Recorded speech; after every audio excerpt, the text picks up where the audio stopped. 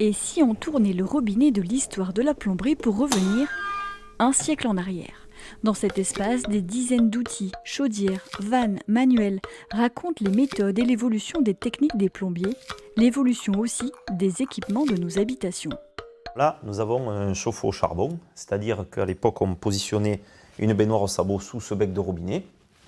On avait les serveurs et les servantes qui remplissaient via des seaux toute cette colonne d'eau. Là, on allumait un feu, on l'alimentait avec du charbon.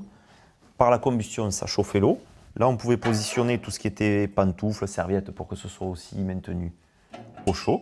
Ce musée a été imaginé par deux frères gérants d'une entreprise de plomberie castraise. Ils ont repris la société créée en 1949. Et la caisse, La caisse d'intervention en cuir. hop. Il y a eu 3 générations à la tête de l'entreprise Horty. Et elle est restée implantée au centre-ville de Castres pendant plusieurs années. Et du coup, on a récupéré pas mal d'objets qui étaient sur place. Et on trouvait ça dommage de laisser tous ces objets inanimés, sans vie. Là, on a pu les mettre en valeur. Parmi ces objets, quelques raretés en rapport notamment avec l'histoire locale. Donc on peut voir ce robinet qui a appartenu à monsieur Pierre Fabre, voilà, dans sa toute première pharmacie.